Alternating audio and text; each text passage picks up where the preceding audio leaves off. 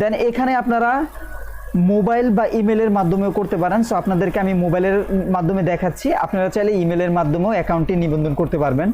তো সর্বপ্রথম আপনারা এখানে আপনাদের যে নাম আছে এনআইডি কার্ড, সেই এনআইডি কার্ড অনুযায়ী নামটি এখানে বসায় দিবেন। দেন এখানে আপনারা মোবাইল নাম্বারটি দিয়ে দিবেন।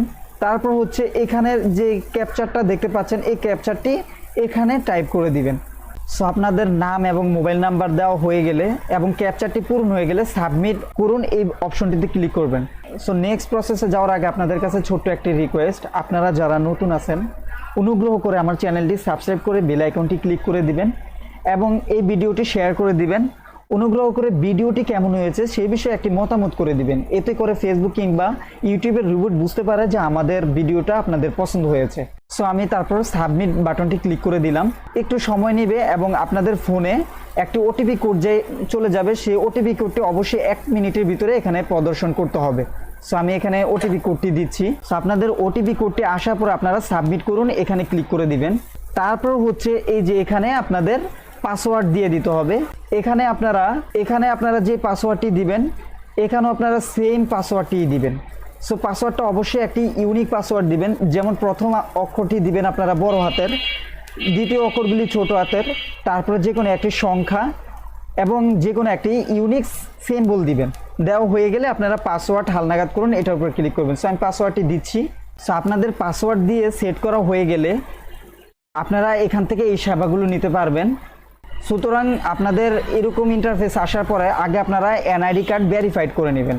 এক কথায় এই যে আপনারা দেখতে পাচ্ছেন যে প্রোফাইল যে অপশনটি আছে, এই যে প্রোফাইল যে অপশনটি আছে এটার উপরে ক্লিক করবেন। ক্লিক করা হয়ে গেলে এই যে দেখেন এখানে লেখা আছে নন ভেরিফাইড অ্যাকাউন্ট, মানে আপনার অ্যাকাউন্টটি এখনও ভেরিফাইড হয়নি, এই জন্য আপনাকে অ্যাকাউন্টটি আগে ভেরিফাইড করে নিতে হবে ভূমি উন্নয়ন কর পরিশোধ করার জন্য। সো আমি অ্যাকাউন্টটি ভেরিফাইড করছি। এই যে এখানে দেখতে পাচ্ছেন জাতীয় পরিচয়পত্র যাচাই করুন যে অপশনটি আছে, এটার উপরে ক্লিক করে দিবেন। সো আমি এটার উপরে ক্লিক করে দিচ্ছি। তারপরে এই যে এখানে আপনারা অ্যাট ফার্স্ট যে জাতীয় পরিচয়পত্র দিয়ে আপনারা ভূমি উন্নয়ন কর দিতে চাচ্ছেন সে জাতীয় পরিচয়পত্রের নাম্বারটা এখানে বসাইবেন ইংরেজিতে। দেন এখানে আপনাদের জাতীয় পরিচয়পত্র অনুযায়ী জন্মদিনটা বসাবেন এবং জন্ম মাসটা বসাবেন। দেন আপনাদের জন্ম বৎসরটা মানে সালটা এখানে বসায় দিবেন। সো আপনাদের জাতীয় পরিচয়পত্র নাম্বার, জন্ম তারিখ সব কিছু দেওয়া হয়ে গেলে এই যে এখানে দেখতে পাচ্ছেন যাচাই করুন যে অপশনটি আছে এটার উপরে ক্লিক করবেন। দেন আপনাদের এখানে আপনাদের নাম লিখতে হবে, যেমন এই যে এখানে চলে আসছে আপনাদের নাম এবং আপনার পিতার নাম, দেন আপনাদের মাতার নাম এখানে লেখা আছে। সো এইখানে আবার লিখতে হবে আপনার নাম এবং আপনার পিতার নাম এবং আপনার মাতার নাম সব কিছুই এখানে লিখে দিতে হবে আবার। সো আমি আবার লিখে দিচ্ছি। সো আপনারা মনে রাখবেন এখানে পিতার নাম এবং মাতার নাম বাংলায় লিখতে হবে এবং যার আইডি কার্ড তার নাম ইংলিশে লিখতে হবে। সো লেখা হয়ে গেলে আপনারা এখানে যে যাচাই করুন অপশনটি আছে এই অপশনটি ক্লিক করে দিবেন।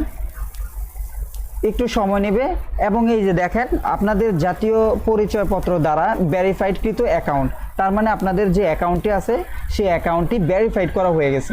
সো আপনারা এখন চাইলে আপনাদের ভূমি উন্নয়ন কর যে অপশনটি আছে সেই অপশনটি ক্লিক করবেন।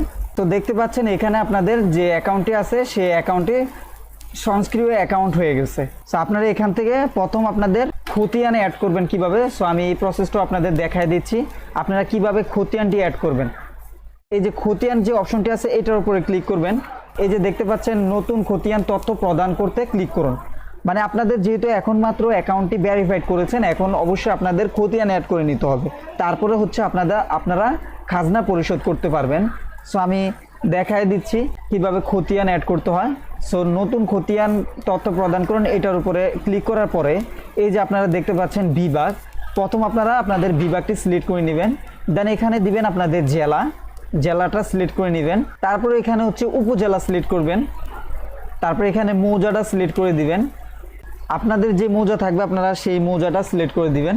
তারপরে জমির জরিপের ধরন এখানে আপনারা সিএস, তারপর দিয়ারা, আরএস, আপনাদের যে জরিপ আছে আপনাদের যে জরিপটা থাকবে সেই জরিপ অনুযায়ী এখানে দিয়ে দিবেন। সো আমি যার জন্য করছি তার জরিপ হচ্ছে আরএস, আমি আরএস এর মাধ্যমে করে দেখছি। তারপরে এই যে এখানে আপনারা খতিয়ান নাম্বারটা বসায় দিবেন। সো খতিয়ান নাম্বারটা আপনারা কিভাবে পাবেন, খতিয়ান নংটি পাবেন আপনাদের যে খতিয়ানের কাগজটি আছে সেই কাগজটির একদম উপরে লেখা থাকে খতিয়ান নং অথবা সাইড দিয়ে লেখা থাকে খতিয়ান নং, সেখান থেকে দেখে আপনারা খতিয়ান নংটি বসায় দিবেন। তারপর হচ্ছে আপনারা এখানে হোল্ডিং নং, মানে আপনাদের যদি হোল্ডিং থাকে সেই হোল্ডিং নং দিয়ে এখানে বসায় দিবেন। তারপর হচ্ছে এই যে দেখতে পাচ্ছেন এখানে সংযুক্তি বলতে খতিয়ান অথবা দাখিলা, যে খতিয়ানটি অথবা দাখিলা থাকবে সেই দাখিলাটা আপনারা এখানে সংযুক্ত করে দিবেন। এটা ক্লিক করার পরে আপনারা অবশ্যই আগে খতিয়ানের সুন্দর করে ছবি তুলে রাখবেন। দেন আপনারা যেখানে সেভ করে রেখেছেন আপনাদের খতিয়ানটি, সেই খতিয়ানটি এখান থেকে বের করে নেবেন। সো আপনাদের এখানে খতিয়ানটি সংযুক্ত করা হয়ে গেলে মালিকের ধরন সিলেক্ট করে দিবেন। আপনি যদি নিজ মালিকানা হয়ে থাকেন তাহলে হচ্ছে এখানে নিজ মালিকানা এটা ক্লিক করে দিবেন, এবং উত্তরাধিকার যদি হয়ে থাকেন তাহলে এটা সিলেক্ট করে দিবেন। সো আমি যার জন্য করছি তিনি নিজেই মালিক, সো আমি নিজ মালিকানা এটাই ক্লিক করে দিব। তারপরে এই যে আপনারা দেখতে পাচ্ছেন সংরক্ষণ যে অপশনটি আছে এটার উপরে ক্লিক করে দিবেন। একটু অপেক্ষা করবেন।